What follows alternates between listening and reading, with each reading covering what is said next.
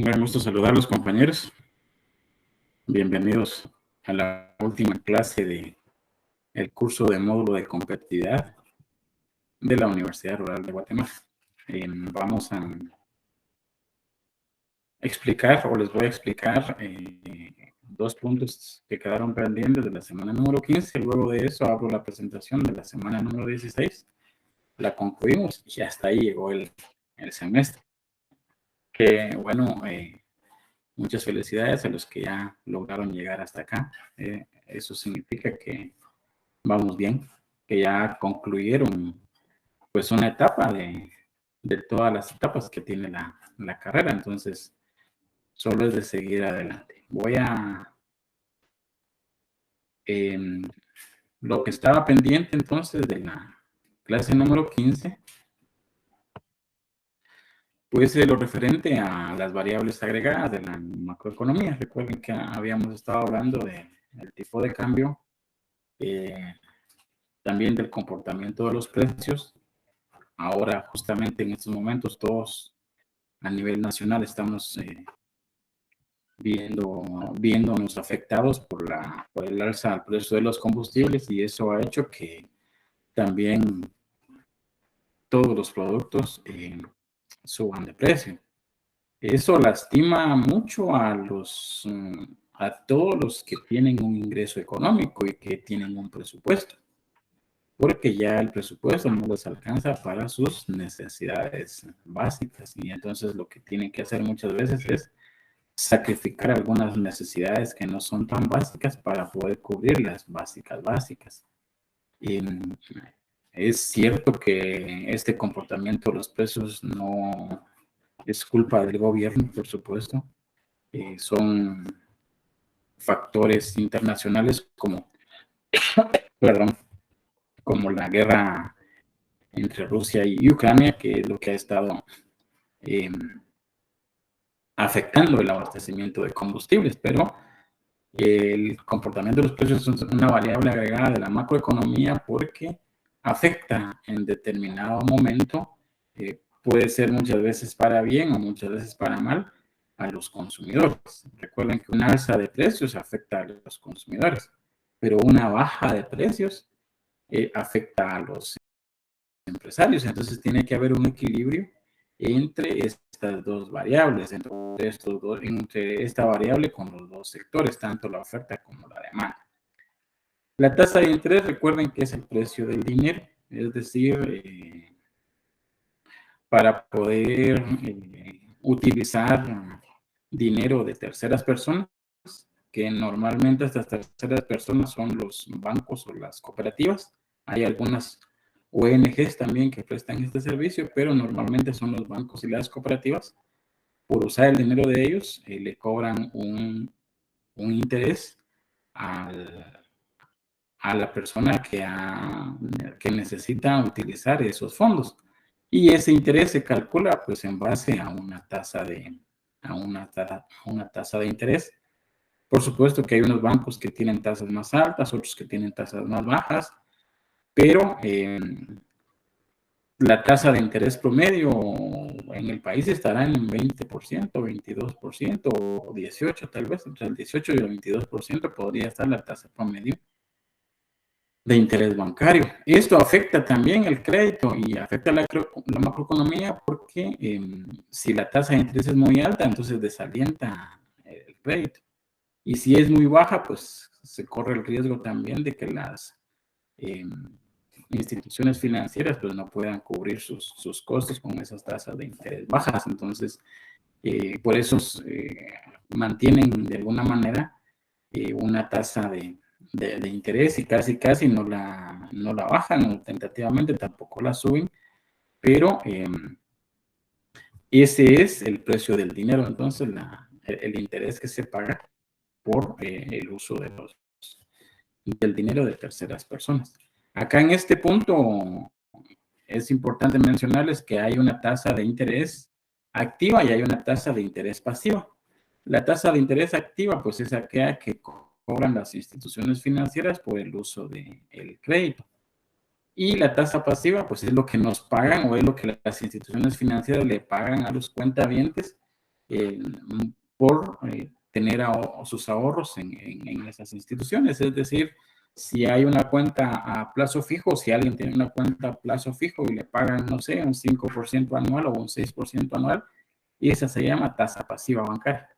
En cambio, si alguien hace un préstamo de dinero al banco y está pagando intereses, supongamos el 18% anual, y eso se llama tasa activa. Esos son los dos tipos de tasa bancaria que podemos mencionar en este momento. Los niveles de empleo también son unas variables muy importantes en la macroeconomía porque del nivel de empleo y de la calidad de empleo dependen mucho los factores, los índices migratorios. Es decir, si no hay un buen empleo, si no hay fuentes de empleo en el país, pues las personas tienden a emigrar, normalmente se van hacia Estados Unidos. Lo que sucede ahí es la desintegración familiar y otros problemas sociales que acarrea la migración. Por supuesto que resuelven su problema económico, pero sí hay otros problemas, normalmente son sociales, como la desintegración familiar, que les afecta. La situación acá es que sí el gobierno debe promover o propiciar la inversión, tanto privada, tanto nacional como extranjera, para poder incrementar la oferta de empleo. Es decir, si hay más empresas instaladas en el país, pues hay más fuentes de ingresos. Y esas empresas van a necesitar de muchas personas para que puedan trabajar en ellas, ¿no? Y si esas personas están trabajando, van a tener obviamente sus ingresos mensuales fijos. Esos ingresos mensuales fijos en determinado momento van a hacer que ellos demanden más bienes y servicios, y al demandar más bienes y servicios, pues se van a instalar muchas más empresas y así se va reactivando la economía y se convierte esa dinámica en un círculo virtuoso. Pero se tienen que dar muchas variables para que haya inversión, especialmente extranjera, como la certeza jurídica, por ejemplo, que no cambien las reglas tan rápido, o que el tipo de cambio esté estable. Eso sí lo mantienen las autoridades de Guatemala. Ese tipo de cambio se mantiene para que no afecte ni a los importadores ni a los exportadores. Pero deberíamos entonces acá fortalecer el sector secundario, porque el sector primario sí está muy fortalecido en nuestro país. Es decir, la agricultura, la ganadería está muy fortalecido, pero el sector secundario es el que no está tan fortalecido ni tan diseminado por todo el país. Entonces la idea es instalar fábricas en los departamentos para producir esos productos con valor agregado, es decir, para producir nuestros propios zapatos, nuestra propia ropa, nuestros productos alimenticios, etcétera. Y si logramos tener excedentes, pues tratar de exportar, perdón, esos excedentes. El problema es de que como no tenemos esas industrias del sector secundario, entonces tenemos que importar muchas veces casi todos los bienes de capital, y muchos de los bienes de consumo los tenemos que importar. Eso desalienta obviamente la industria local, el comercio local, y entonces no hay buenos niveles de empleo ni muchas fuentes de empleo. Eso es, en términos reducidos, lo relacionado a las variables agregadas económicas. Otro concepto que está pendiente es el concepto del Producto Interno Bruto, es decir, el concepto de crecimiento económico, que es el que se refiere al incremento porcentual del Producto Interno Bruto de una economía en un periodo de tiempo. En otras palabras, lo que es el crecimiento económico, una medida de bienestar del país o región económica. Pero eso no significa que si hay crecimiento económico, las familias van a estar bien o los individuos van a estar bien. No necesariamente sucede eso. ¿Por qué? Porque el concepto de crecimiento económico nada más es una medida de bienestar de un país o región económica. Y de hecho, la economía guatemalteca creció del año 2019, de 2020 para 2021, sí, observó un crecimiento relativamente alto. Pero esas son cifras macroeconómicas. No todas las familias, digamos, ni todos los individuos gozaron de ese crecimiento, de ese bienestar. Y esto sucede por la concentración de la riqueza. Y eso nos lleva entonces a hablar un poquito del Producto Interno Bruto, el famoso PIB, que no es más que el conjunto de los bienes y servicios producidos en un país durante un espacio de tiempo. Entonces, igual es una medida macroeconómica, el Producto Interno Bruto. Si dividimos el Producto Interno Bruto entre el total de habitantes que hay en el territorio nacional, pues obtenemos el Producto Interno Bruto per cápita. Que, por supuesto, Guatemala, por ser una economía pequeña frente a muchas economías mucho más grandes, pues el Producto Interno Bruto de Guatemala es bajo. Sin embargo, ha ido creciendo, pero eso no tampoco se traduce en bienestar para las familias, porque la riqueza no está distribuida de manera homogénea. Y no es por culpa del sistema ni del gobierno, sino que la mayor cantidad de bienes y servicios que se producen, los producen las grandes empresas, es decir, empresas con capital muy grande son las que producen esos bienes y servicios. Y entonces ya las empresas pequeñas y los individuos pues ya van produciendo, pero van produciendo bienes y servicios, pero no tan altos, no con montos muy elevados. Y entonces eso hace que, aunque el Producto Interno Bruto diga, por ejemplo, que es de 5,000 quetzales per cápita, por ejemplo, no necesariamente significa eso, que cada uno de los individuos va a tener 5,000 quetzales para sobrevivir al mes. Eso no es así, no funciona. Nada más son datos macroeconómicos, pero que miden el bienestar o la riqueza de un país o región, pero de forma macroeconómica. No lo miden de forma microeconómica. Recuerden que la microeconomía sí es la que analiza el ingreso y el gasto de los individuos o el bienestar también de los individuos, pero ya la macroeconomía analiza el bienestar, pero a nivel de país. Entonces, y ahí los datos cambian un poquito. Por eso se indica que la medida del crecimiento es útil, pero únicamente para análisis económicos. Y ya para ir concluyendo este punto, pues vamos a hablar de la política económica. Tiene dos disciplinas la política económica. Una es la política fiscal y una es la política monetaria. Pero ¿qué es en realidad la política económica? Pues comprende las acciones y decisiones que las autoridades de cada país toman dentro del ámbito de la economía. A través de su intervención se pretende controlar la economía del país para proporcionar estabilidad y crecimiento económico, estableciendo las directrices para su buen funcionamiento. Por eso es de que el sistema económico de Guatemala es de tipo mercantilista, es decir, todavía estamos nosotros en ese sistema porque si la economía se liberara completamente y dejáramos que la ley de la oferta y la demanda fuera la que fijara tipos de cambio, tasas de interés, precios, no sé cómo estuviera la situación.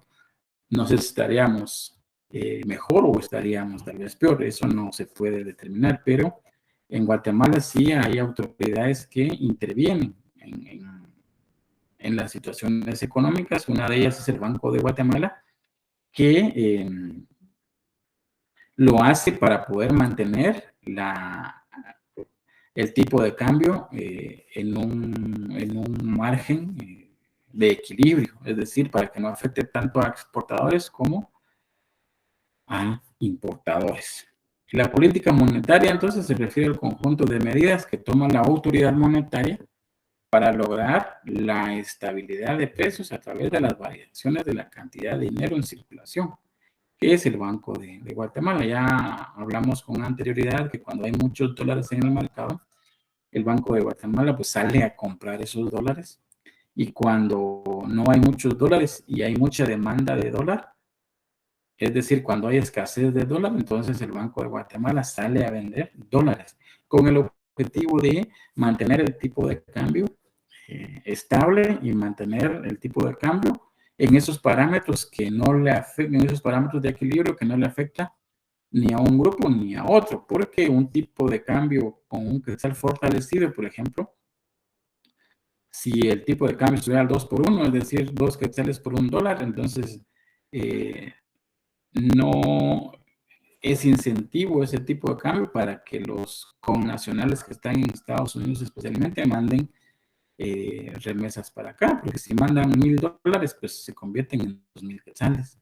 En cambio, al tipo de cambio que está ahorita, si mandan $1,000, eso se convierte en 7,700 quetzales por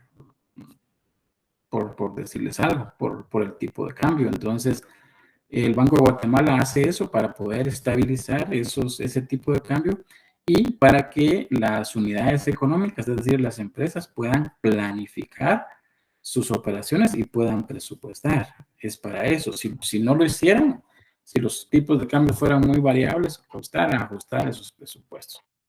Y la política fiscal, pues es el conjunto de medidas e instrumentos que utiliza el Estado para recaudar los ingresos necesarios para realizar las funciones del sector público.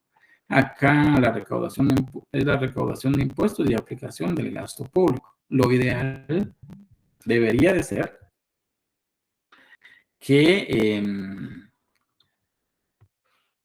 lo que recauda la autoridad tributaria, es decir, si recauda 70,000 millones de quetzales en un año, ese debería ser el presupuesto de egresos, 70,000 millones, o incluso debería ser menos, 65,000 millones, por ejemplo, y quedarían 5,000 millones en caja para cualquier eventualidad, para cualquier desastre. Pero no es así, los estados no funcionan así. Siempre, casi todos los estados gastan más de lo que recaudan. Y la diferencia la obtienen, la diferencia la obtienen a través de préstamos, tanto internos como externos. Los préstamos internos es cuando solicitan autorización para emitir bonos del tesoro. Entonces le venden a la población esos bonos y ahí recaudan el dinero para poder ajustar su presupuesto. Y la otra forma es solicitar préstamos en instituciones extranjeras. Y esas instituciones extranjeras que están dispuestas a prestarle dinero a los países, pues son el Banco Mundial, el BID del BCE, el Fondo Monetario Internacional, creo que también. Ellos son instituciones que le prestan dinero a los países. Lo que pasa es que se tiene que pagar intereses sobre esas deudas. Entonces, por eso es de que ahora el ministro de Finanzas pues ha estado dando declaraciones indicándole a la población que el préstamo que se estaba tramitando en el Congreso pues era para ajustar el presupuesto, es decir, para completar el presupuesto de ingresos, y que lo iba a hacer a través de esas instituciones porque el interés era más bajo. En cambio, si lo hacía aquí con deuda interna, el interés iba a ser un poco más alto. Esa fue la explicación que dio el ministro de Finanzas Públicas. Esto sale porque, de acuerdo a la política fiscal, son esas decisiones que tienen que tomar a nivel de Estado. Y, como les repito, lo ideal sería que nosotros o que el Estado gastara exactamente, si no menos de lo que recauda, exactamente la misma cantidad que recauda, pero no es así. Y si nosotros llevamos esto a nuestro plano personal, deberíamos de gastar nosotros el 90% de lo que ganamos. Es decir, si ganamos 900 quetzales, deberíamos de gastar más o menos como 820 tal vez, y guardar unos 80 quetzales. Y si ganamos 10,000, deberíamos de gastar 9,000 y guardar 1,000 quetzales. ¿Por qué? Porque eso es no trabajar, sino que es vivir bajo unas políticas o unas finanzas sanas. Esa es la palabra. ¿Para qué? Para no tener problemas de deuda, porque la deuda compromete los ingresos futuros. Es decir, si yo voy a ganar el próximo mes o el próximo año unos 4,000 quetzales mensuales, pero como hice un préstamo ahora, voy a tener que estar amortizando ese préstamo y pagando intereses, y entonces eso ya afecta a mis finanzas. Muy bien. Con relación a la macroeconomía, esos eran algunos aspectos muy generales, muy básicos. ¿Pueden ustedes tomarle, por favor, una captura de pantalla a estas preguntas? Yo voy a cerrar ahorita la presentación y voy a abrir la presentación de la semana número 16. Recuerden que es nuestra última clase y entonces vamos a hablar ahora de un tema muy importante que le puede ayudar mucho a muchos emprendedores, y es el modelo de negocios bajo una metodología que se llama Canvas. Recuerden que este es el tema de la semana número 16. ¿Cuál es el objetivo acá de la clase? Pues es conocer los 9 bloques del modelo de negocios Canvas. ¿Por qué razón? Porque esta metodología se basa en un lienzo, es como que fuera un cartel compuesto de 9 bloques, donde se trabajan las 9 áreas más importantes, áreas funcionales, si le quisiéramos llamar así, o áreas de la empresa más importantes que necesariamente tendría que conocer un empresario o un emprendedor. Lo importante acá tal vez es también que este modelo de negocios o el famoso Canvas es aplicable a cualquier organización. Es decir, un partido político puede hacer su modelo Canvas, un equipo deportivo puede hacer su modelo Canvas, una iglesia, sin importar su credo, puede hacer su modelo Canvas, una ONG puede estructurar o desarrollar su modelo Canvas, y no digamos las empresas o los emprendimientos que está diseñado específicamente para ellos. Pero ¿qué es ese famoso modelo de negocios o qué es ese modelo Canvas? En realidad, su nombre en inglés es Business Model Canvas y es una herramienta de gestión estratégica para el desarrollo de nuevos modelos de negocios. Lo que hace es facilitar la comprensión y permite trabajar el modelo de negocio desde el punto de vista integrado, que entiende a la empresa como un todo. El Business Model Canvas entonces se compone de 9 módulos que representan las áreas clave de una empresa. Son módulos básicos que reflejan la lógica que sigue la empresa para conseguir sus ingresos. Recordemos que las empresas son unidades económicas que persiguen fines de lucro, y para poder obtener esas ganancias, esas utilidades, necesariamente tienen que tener ingresos. Y entonces el modelo de negocios lo que hace es mostrar y trabajar esos 9 módulos, es decir, desarrollar esos 9 módulos. ¿Para qué? Para entender la lógica de cómo conseguir los ingresos, es decir, cómo tener más ventas. Ese es el resumen. Los autores de esta herramienta pues fueron Alexander Osterwalder, es uno de ellos, y con la ayuda de Iris Payno. Ellos son los creadores de esta herramienta que se aplica en muchas partes del mundo y que es muy funcional. Lo que ustedes ven en la pantalla es el modelo de negocios, es decir, la visualización del modelo de negocios.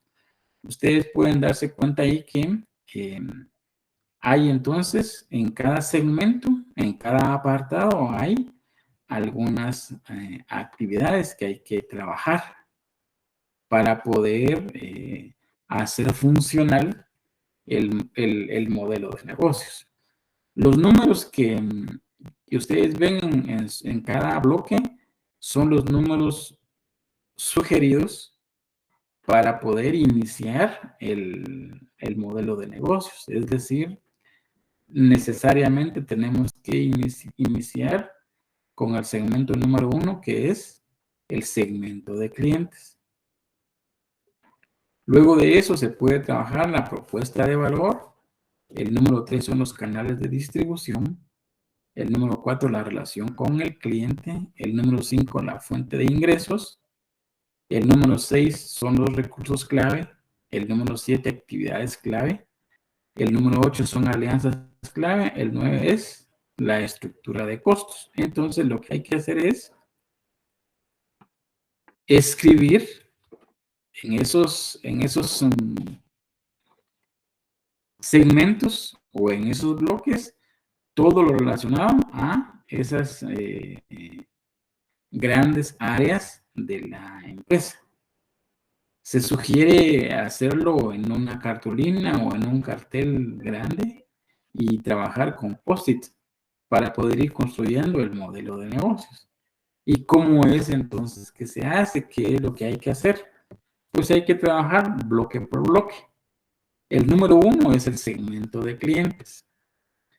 ¿Por qué es el número 1 el segmento de clientes? Porque recuerden que los clientes son las personas que llevan el dinero al negocio.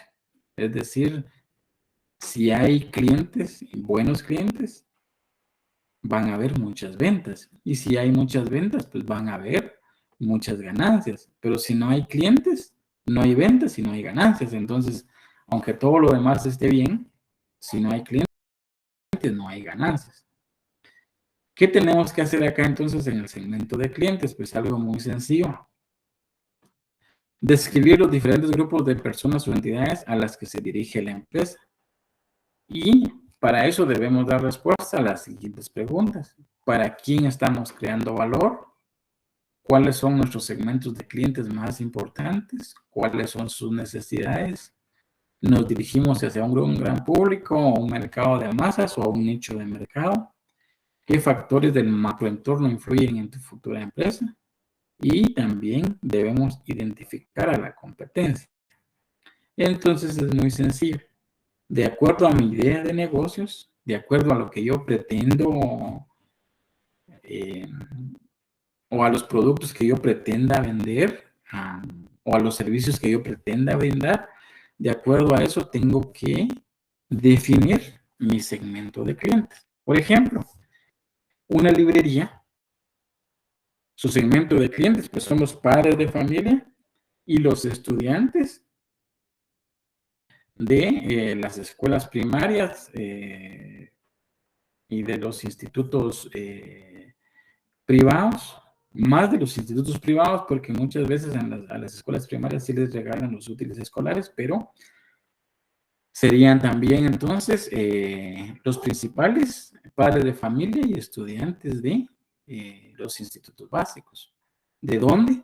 Dependiendo dónde esté yo ubicado. Si yo estoy en un departamento y mi tienda es una tiendecita, una librería pequeña, porque estoy empezando, y entonces mis clientes van a ser los del municipio donde yo esté instalado. Ahora, si es una gran distribuidora, una gran empresa, podría pensar ya en clientes de una región o en clientes a nivel nacional, pero va a depender entonces de cómo yo tenga planificado constituir mi empresa. Y ese va a ser mi segmento de clientes. Y entonces yo tengo que conocer a esos clientes. Yo los tengo que analizar, tengo que platicar con ellos, tengo que conocer cuáles son sus frustraciones, cómo les gusta pagar, si pagan en efectivo o utilizan tarjeta, dónde normalmente compran, qué emisoras de radio escuchan o qué canales de televisión ven, qué redes sociales utilizan, etcétera. todo ese conocimiento de mis clientes lo tengo que realizar. ¿Para qué? Porque esto me va a orientar para muchas estrategias en mi negocio.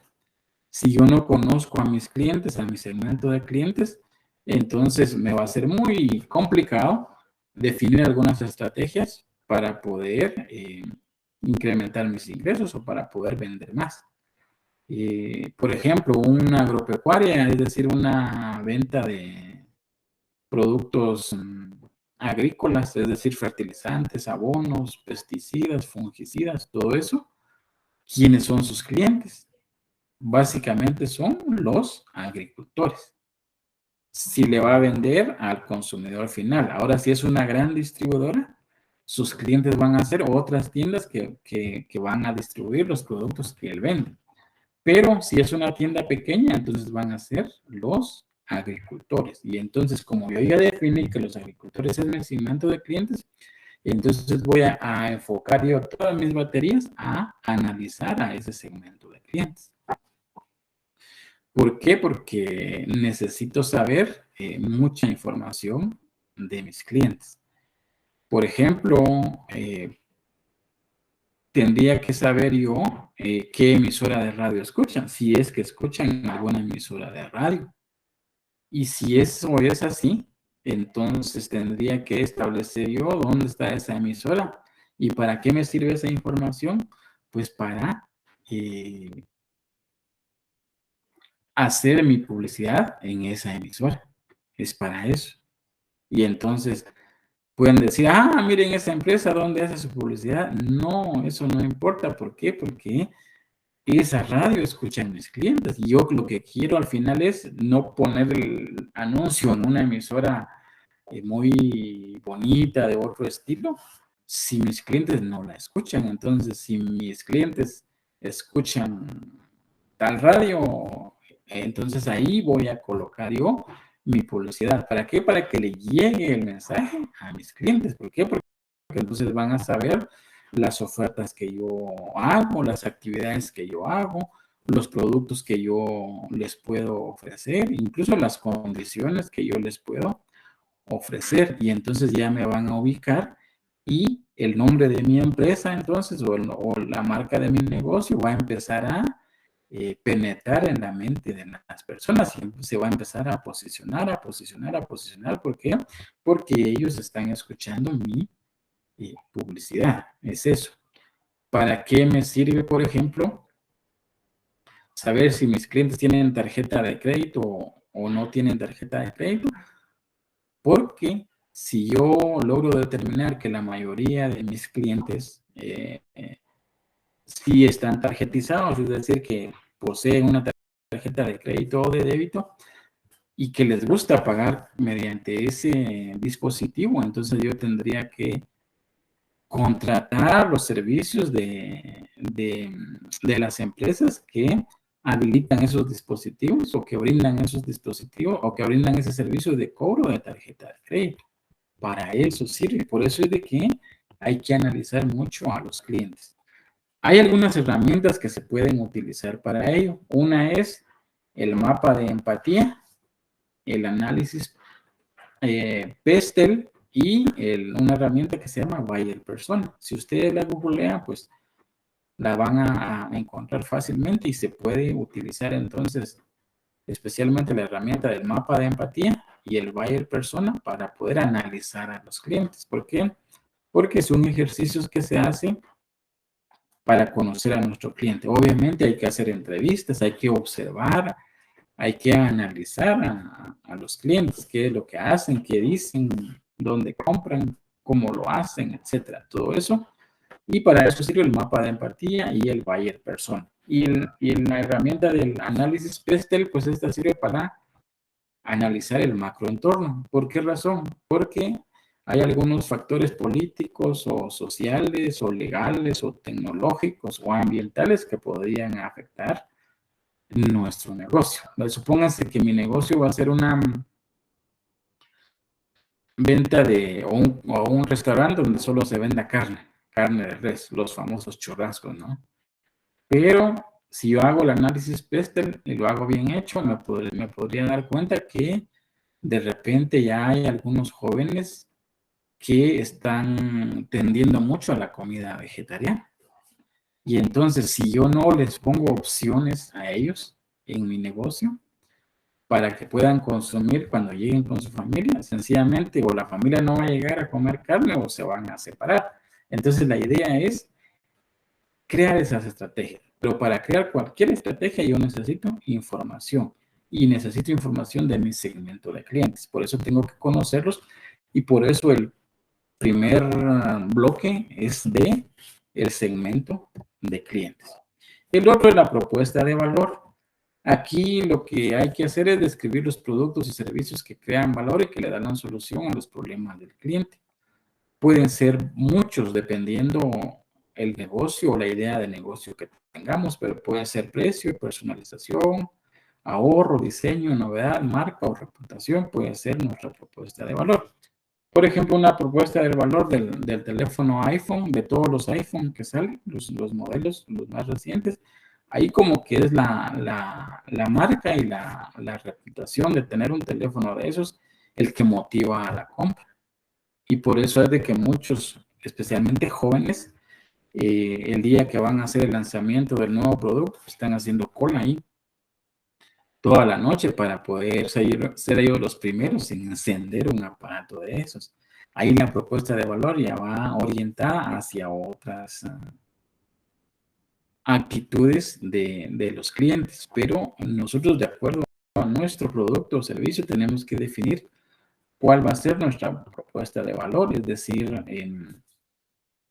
¿por qué me tienen que comprar a mí y no a la competencia? Es decir, si hay 5 librerías en mi municipio y yo pongo una sexta librería y todos venden lo mismo, venden cuadernos, venden papel y casi los mismos precios. Entonces, ¿por qué me tendrían que comprar a mí?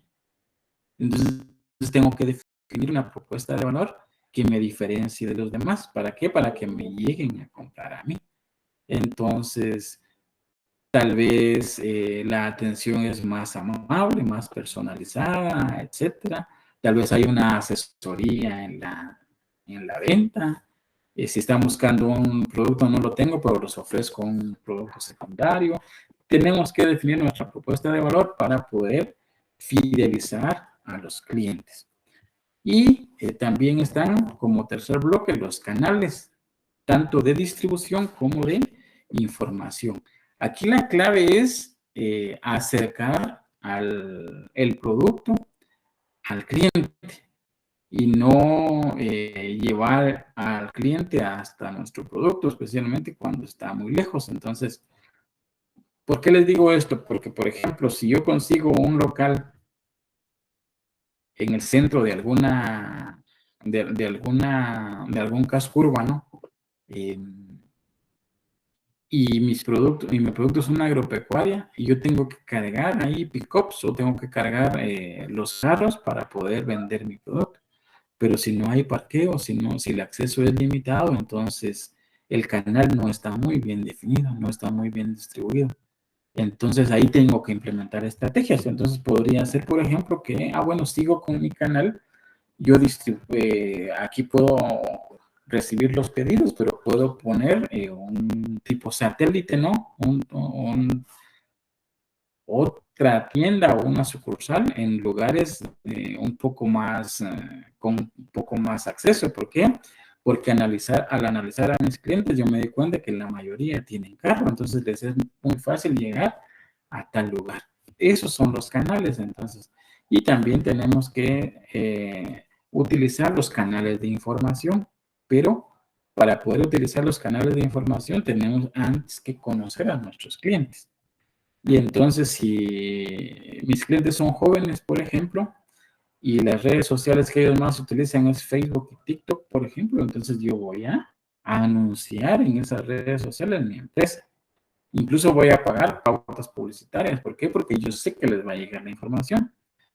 Pero si mis clientes son los agricultores, que ellos están ocupados todo el día en su parcela, y lo que hacen es estar escuchando radio, entonces no tiene caso que yo haga una página web, que yo en Facebook TikTok haga pautas publicitarias. ¿Por qué? Porque no le va a llegar a mis clientes. Entonces, si se dan cuenta, todo va en función de los clientes. Todo es en función de esa área de la empresa. El otro bloque es la relación con el cliente. Aquí es cómo es que lo vamos a atender, cómo le entregamos la propuesta de valor, lo asesoramos, no lo asesoramos. Tenemos que definir aquí esa parte de cómo comunicamos nosotros la propuesta de valor. Las fuentes de ingresos, pues solo hay que describir acá si la mayor parte de nuestros ingresos va a venir de la venta de productos o vamos a dar un servicio, otro servicio. Y esto depende mucho de la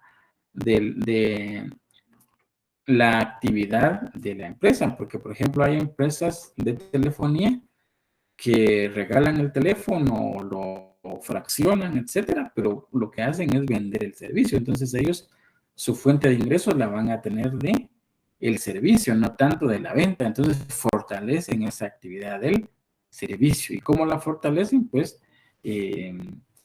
capacitando al personal para atender bien al público. Muchos graban las reuniones, graban las conversaciones que tiene el dependiente de la empresa frente a su cliente, etcétera. ¿Por qué? Porque ya saben que el servicio es el que ellos están vendiendo. Entonces, tenemos que definir eso y también cuánto están dispuestos los clientes a pagar, cómo pagan, cómo prefieren pagar y qué margen se obtendrá.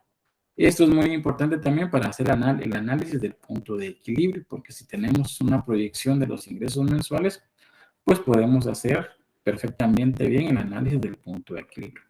Los recursos clave, aquí tenemos que describir los activos más importantes para que el modelo de negocio funcione. Estos activos pueden ser físicos, económicos, intelectuales y humanos. Entonces, si yo necesito una computadora, por ejemplo, entonces un recurso clave va a ser una computadora. Voy a necesitar internet, entonces un recurso clave va a ser la tecnología. Voy a necesitar recurso humano, es decir, un vendedor, alguien de compras, etcétera, qué sé yo. Necesito entonces definir que voy a necesitar esos recursos clave. Y las actividades claves, aquí hay que describir las acciones más importantes que debe emprender la empresa para que el modelo de negocios materialice mi propuesta de valor. Y tengo que acercar mis productos a los clientes. Pero entonces necesito un local comercial en un lugar de más accesibilidad. Entonces, ¿cuál va a ser la actividad clave ahí? Ir a buscar ese local, hacer algún sondeo para ver los accesos, etcétera. Esos son los tipos de actividades clave. ¿Cómo vamos a llevar la propuesta de valor? Acá los socios y las alianzas estratégicas, que es el bloque número 8, son muy importantes. ¿Por qué razón? Porque tenemos que vivir nosotros enlazados, pero acá nuestros contactos tienen que ser ya más estratégicos, focalizados, es decir, tenemos que conocer a nuestros proveedores, podemos hacer alianzas con otras empresas, puedo hacer alianzas con, por ejemplo, si mi empresa vende chocolate, entonces tengo que hacer una alianza con un restaurante para poder yo proveerle chocolate, etcétera. Son alianzas estratégicas. Y ya por último, la estructura de costos, pues aquí hay que definir dos cosas. ¿Cuál es la inversión inicial? Es decir, ¿cuánto necesito yo para poder invertir, para poder iniciar mi negocio? ¿Cuánto necesito de capital de trabajo y cuánto necesito de activos fijos? Y también considerar los gastos de constitución y determinar también cuáles van a ser los costos fijos y cuáles van a ser los costos variables. ¿Por qué razón? Porque de esto depende o esto sirve mucho para hacer el análisis del punto de equilibrio. Y les dejo acá entonces las últimas preguntas. Tómenle una captura de pantalla, por favor. Recuerden que contesten las preguntas. Esto ha sido todo por hoy y esto ha sido todo de mi parte por por este semestre. Ya después vendrán las evaluaciones, pero ya es con los encargados de evaluación. Y para mí de verdad fue mucho gusto poder servirles este curso. Espero haber contribuido en algo a su formación académica, a su formación profesional y también de repente a su formación empresarial. Si tengo la oportunidad de saludarlos en algunos otros cursos, pues lo haré. Y si no, por favor, sigan adelante. No se detengan. Ya dieron el primer paso. Sigan caminando. Recuerden que paso a paso uno